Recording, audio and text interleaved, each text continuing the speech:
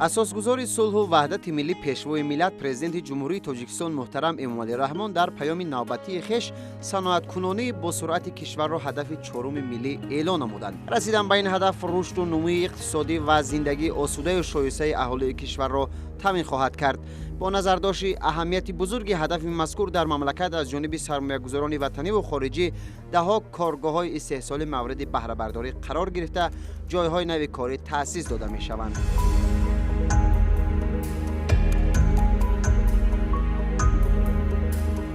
به شبه موفق شدند با صنعت کنونی چون هدف چهارم ملی و گزارش از رشد اگراری به صنعتی و اگراری امکان خواهد داد که تاجیکستان سالهای نزدیک در جهان چون دولت صادر کننده به نامگوی زیادی محصولات رقابت پذیر صنعتی معرفی شود. برای در عمل تطبیق نمودن دستور و سپارش‌های مشخص پرزیدنت جمهوری تاجیکستان محترم امامعلی رحمان از آن جمله کارکرد عمیق آلومینیوم اولیه در داخل کشور کارخانه‌های صنعتی تدبیر اندیشی می‌کنند. این اقدام را جمعیت دارای مسئولیتش محدود ناقل تالکو از سال 2011 در شهر دوشنبه عمل کردن نخستین کارخانه استحصالی ناقل‌های برقی شدتشان گوناگون در آسیای مرکزی محسوب می‌یابد که همه جانبه دستگیری کرده امکانات موجوده استحصالی و صادراتی خود را تحکیم می‌بخشد.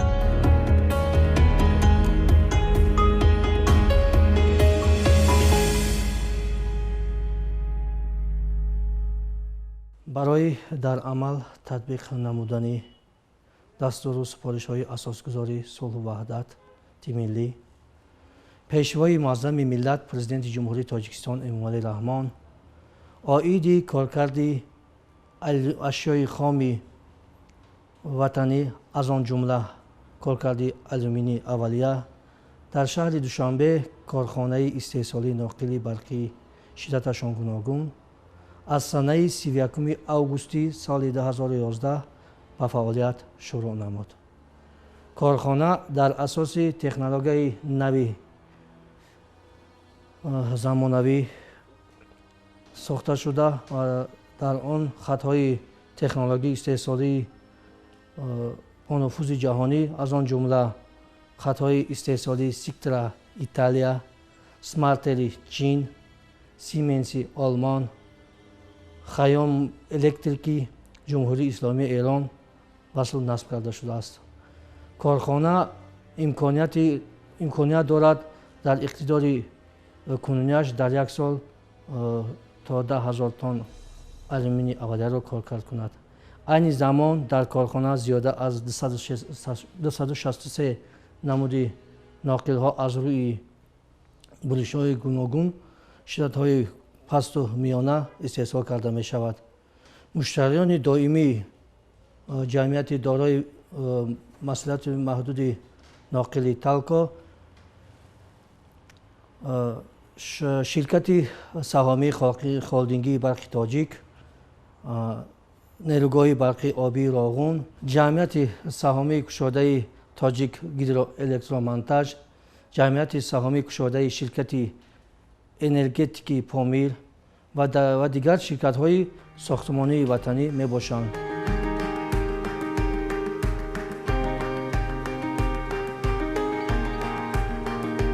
کارخانه در اساس تکنولوژی‌های نوی زمانوی ساخته شده است. در 12 خطای استحصالی ناقل‌ها تجهیزات شرکت‌های دارای اعتبار نفوذ جهانی استحصال کنندگان ناقل‌ها سیکتر ایتالیا، سمارتر و نانجین چین، سیمنس آلمان، مایلیفر فنلاندیا، خیام الکتریک ایران در همکاری با متخصصان وطنی، آلمانی، ایتالیایی، ایرانی و سربی وصل و نصب کرده شدند.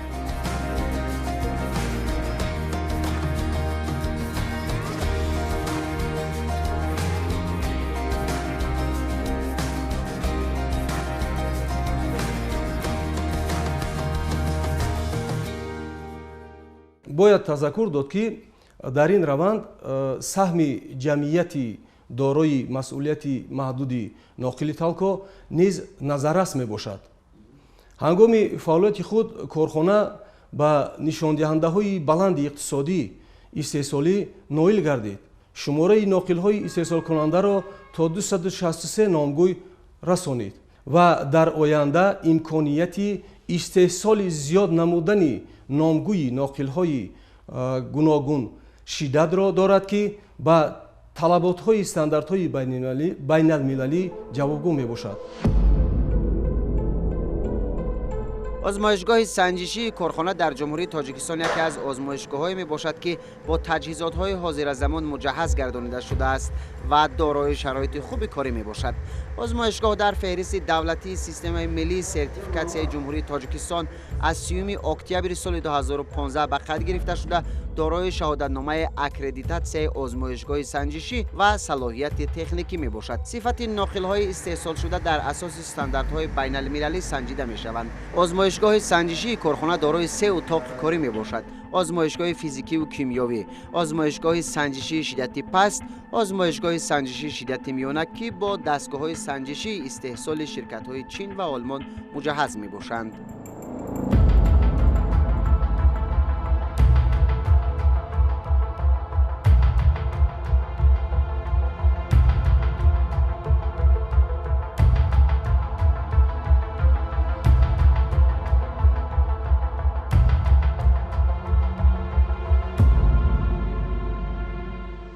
аслан дар корхонаи мо 3 озмоишгоҳ вуҷуд дорад. озмоишгоҳи физикию кимиёвӣ, озмоишгоҳи нохилҳои шиддаташон паст ва озмоишгоҳи шиддаташон миёна ва баланд.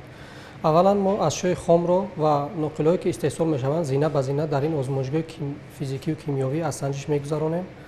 баъдан нохилҳое ки омода шуданд аз санҷиши ниҳоӣ дар озмоишгоҳи шиддаташон баланд ва шиддаташон паст санҷиши такрорӣ гузаронида мешаванд. нохилҳое ки мо дар корхона истеҳсол мекунем, мо аввал дар худи озмоишгоҳ озмоиш мегузаронем ва барои ба сифати маҳсулот ва ба сифати он эътимоди зиёд зоҳир кардан мо бо якчанд ширкатҳои дохилию хориҷӣ ки озмоишгоҳӣ дар арсаи байналмилалӣ шӯҳрат доштанд ки эътибор доранд бо онҳо санҷиш гузарондем. тибқи фармоишгар мо ноқилҳоро дар ҷумҳурии ӯзбекистон ва дар ҷумҳурии халқи Хитой ва инчунин ҷумҳурии Ҳиндустон бурда аз озмоиш гузаронидем ва аз тарафи ин ширкатҳо аз тарафи озмоишгоҳе ки дар ҷумҳурии Ӯзбекистон дар ҷумҳурии халқи Хитой ва дар ҷумҳурии Ҳиндустон вуҷуд доштанд нисбати ноқилҳое ки мо дар Тоҷикистон истеҳсол мекунем неки баҳои баланд доданд ва бо сертификат ва бо санҷишҳо неки моро қонеъ гардонанд ки талабот ёки сифати ноқилҳое ки мо дар корхона истеҳсол мекунем ба сифати он давлатҳои хориҷӣ талаботҳои онҳо ҷавобгӯ ҳастанд.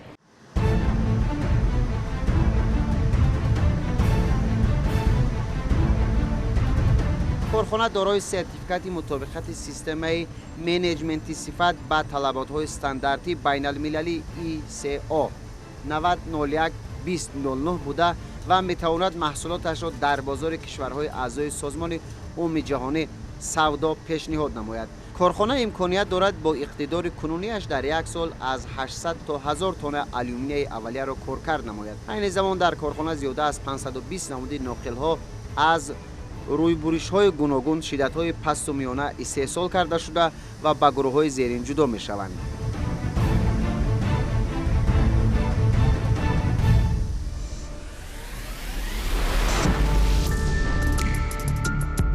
ноқилҳои рӯйпӯшнашуда барои хатҳои интиқоли барқ, ноқилҳои рӯйпӯшудаи назоратӣ, ноқилҳои рӯйпӯшшудаи хатнигаҳдор, ноқилҳои рӯйпӯшшуда барои хатҳои алоқа, ноқилҳои рӯйпӯшшуда барои шабакаҳои рӯшноидиҳӣ, ноқилҳои рӯйпӯшшудаи шиддаташон миёна аз 10 киловатт то 35 киловатт бо рӯйпӯши полиэтилении духташуда, ноқилҳои рӯйпӯшшудаи шиддаташон паст аз 660 ватт то 1000 ватт бо рӯйпӯши полиэтиленӣ, ноқилҳои рӯйпӯшшудаи шиддаташон паст аз 660 ватт то 1000 ватт бо рӯйпӯши полиэтиленӣ бо иловаи муҳофизати механикӣ зумраи маҳсулоти истеҳсолшуда дар ин коргоҳи бонуфузи минтақавист.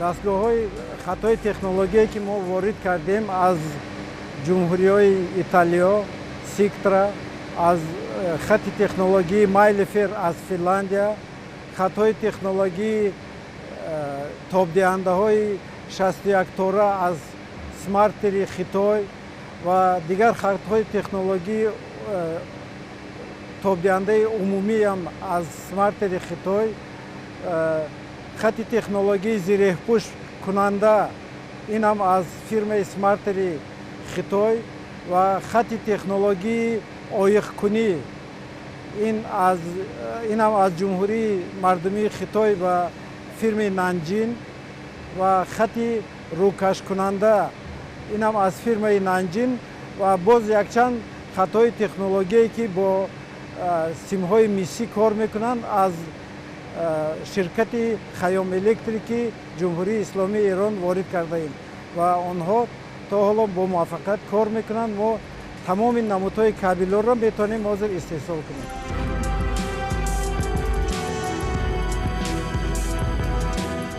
دوام سالهای گذشته کارخانه با جمهوری‌های ترکمنستان، قرقیزستان، افغانستان و پاکستان محصولات صادر کرده است. بعد فعالیت اهل زحمت کارخانه مذکور تصمیم دارند که جمهوری تاجیکستان را در سمت استحصال ناقل‌های گوناگون از کشور وارداتی به دولت صادراتی این نوع محصولات تبدیل دهند.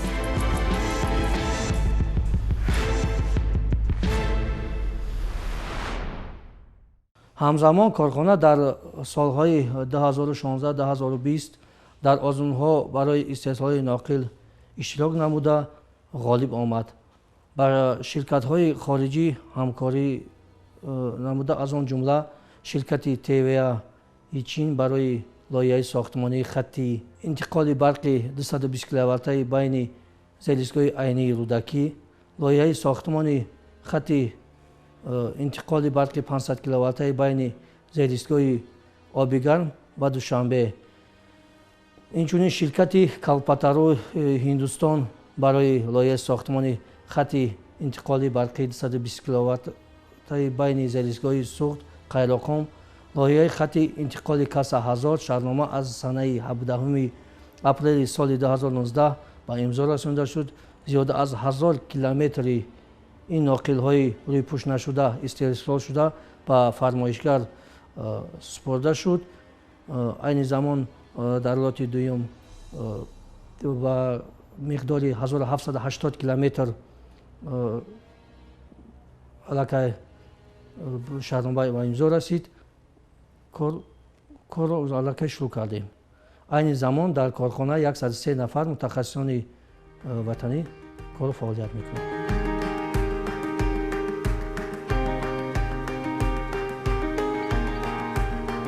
این روند کار و تطبیق هدف‌های در پیش گذاشته شده باعث می‌گردد که امنیت اقتصادی تامین گردد. شهادتنامه هر یک کارخانه این استحصال محصولات با صفت و رقابت‌پذیر در بازار جهانی میباشد. نظارت صفت در کارخانه ناقل تلکا طبق معیارهای بین‌المللی براه مانده شده است. امروزها مسئله با تکنولوژی کم مصرف با کار انداختن کارخانه‌های صنعتی مورد توجه جهانیان قرار گرفته است. مقصد از آن ثمره‌ناکی ذخیره انرژی و استفاده عاقلانه آن، تازگی محیط زیست، کاهش دادن تاثیر منفی اکولوژی بر سلامتی انسان و تأمین سطح بلند زندگی با نظر داشت استفاده تکنولوژی پیشقدم و اسباب و تجهیزات کم مصرف می باشد. در جمعیت دارای مسئولیتش محدود ناقل تلکا نیز همین معیار کار سرمشق است.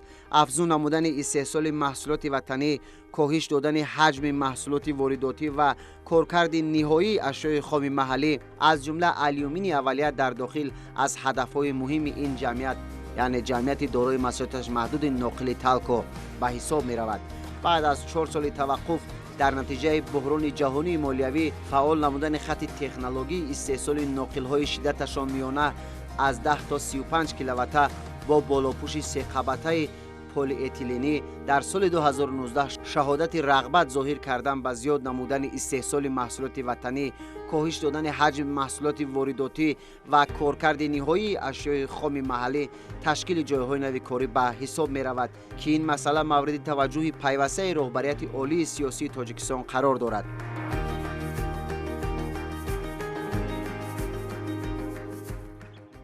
جمعیت دارای مسئولیت محدود ناقل تلکا کارخانه معاصری استحصال کننده محصولات ناقلی بوده دارای سرتیفیکات مطابقت سیستم منیجمنت صفت می باشد که محصولات استحصال کرده آن به طلبات های استانداردی بین المللی ایسا مطابق است. کارخانه می تواند محصولاتش را در بازار کشورهای اعضایان سازمان عمومی جهانی سودا پیشنهاد نماید.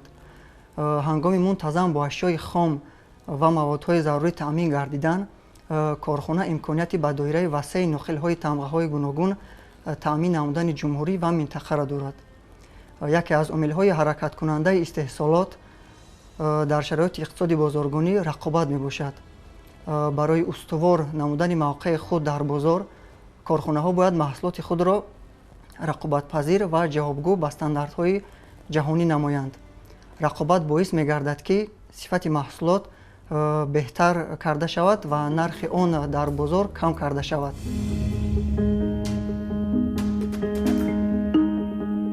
хатти технологии истеҳсоли ноқилҳои шиддаташон миёна аз 10 то 35 киловатта бо болопӯши секабатаи полиэтиленӣ дар соли 2019 аз ҳисоби даромадҳои холиси корхона ташкил карда шуд. ин хатти истеҳсолӣ комилан тавассути технологияи нави рақамӣ идора мешавад. таҷҳизоти дастгоҳ аз ширкатҳои бонуфузи ҷаҳонӣ ба монанди майлифери Финляндия, Самартери Чин ва Сименси Олмон оварда шудааст.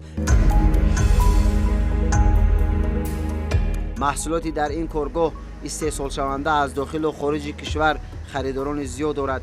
барои омӯхтани нозукиҳо ва махсусияти хатҳои технологии нав, ҷамъияти дорои масъулияташ маҳдуди ноқили Талко ҳамкориро бо ширкати Майлифери Финляндия ба роҳ монда, технологияҳои ин ширкати истеҳсолиро барои омӯзондани мутахассисони маҳаллӣ ҷалб карда буд. бартарияти кабелҳо дар ин хат истеҳсолшаванда дар он аст, ки он дар ҳарорати баланди корӣ ва ба ҳолати серборӣ тобовар буда, дорои имконияти гузарондагии зиёд, устувории баланд ҳангоми кор ва расиши кӯтоҳ мебошад. дар таркиби кабел набудани равған, битум, рӯҳ аз бартарияи дигари ин ноқилҳост.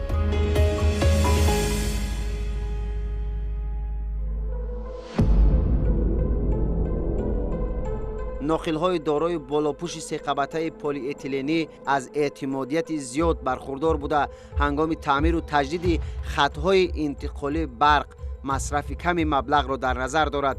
фаъол намудани хатти технологии истеҳсоли ноқилҳои шиддаташон миёна аз 10 то 35 киловатта бо болопӯши секабатаи полиэтиленӣ дар ҷамъияти дорои масъулияташ маҳдуди ноқилии Талко дар шароити буҳрони муваффақиятҳои назаррас ва дастоварди калони ҷомеаи меҳнатӣ ба шумор меравад. назорати сифат дар корхонаи ноқили Талко тибқи меъёрҳои байналмилалӣ ба роҳ монда шудааст. имрӯзҳо масъалае бо технологияи камасраф ба кор андохтани корхонаҳои саноатӣ мавриди таваҷҷӯҳи ҷаҳониён қарор гирифтааст. мақсад аз он самаранокии захираи энергия ва истифодаи оқилонаи он, тозагии муҳити зист, коҳиш додани таъсири манфии экология ба саломатии инсон ва таъмини сатҳи баланди зиндагӣ ба назардошти истифодаи технологияи пешқадам ва асбобу таҷҳизоти камасраф мебошад. дар ҷамъияти дорои масъулияташ маҳдуди ноқили Талко низ ҳамин меъёр корсармашқ аст.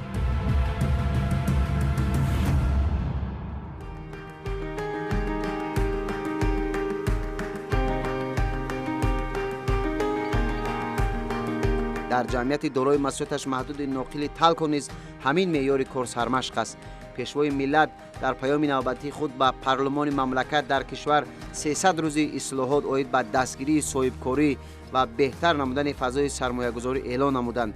ин иқдом бешубҳа ба рушди фаъолияти соҳибкорӣ, фароҳам овардани фазои мусоид барои ҷалби сармояи дохиливу хориҷӣ ва густариши шарикии давлату бахши хусусӣ замина мегузорад. ҳамаи ин дастгириҳои давлатӣ боиси пешрафти ҳаррӯза дар корхонаи ноқили Талко гардида, рӯҳияи кормандони онро ҷиҳати сайқали фаъолияти босамар қавитар сохтааст. соҳаи саноат дар ҷумҳурии Тоҷикистон яке аз соҳаи афзалиятноки иқтисодии миллӣ ба ҳисоб меравад ва рушди он ба рушди иқтисодии миллӣ бурда мерасонад. боиси хурсандии кулли кормандони соҳаи саноат аст, ки асосгузори сулҳу ваҳдати миллӣ, пешвои муаззами миллат, президенти ҷумҳурии Тоҷикистон муҳтарам Эмомалӣ Раҳмон дар паёми солонаашон ба Маҷлиси Олии Ҷумҳурии Тоҷикистон санаи 26 декабри соли 2018 масъалаи аз боҷи гумрукӣ ва андоз аз арзиши иловашуда озод намудани ашёи хоми барои коркарди ниҳоии воридшавандаҳоро пешниҳод намуданд. ин пешниҳод барои ноил гардидан ба натиҷаҳои баланди истеҳсолӣ мусоидат менамояд ва ба корхонаҳои истеҳсолӣ имконият медиҳад, ки бозори дохилиро аз худ намуда содироти маҳсулоти худро зиёд намоянд. чӣ тавре ки асосгузори сулҳу ваҳдати миллӣ пешвои муаззами миллат президенти ҷумҳурии тоҷикистон муҳтарам эмомалӣ раҳмон баён доштанд ки мо нақшаи гузариши иқтисодиёти кишварро аз шакли аграрӣ индустриалӣ ба индустриалии аграрӣ амалӣ гардонида истодаем.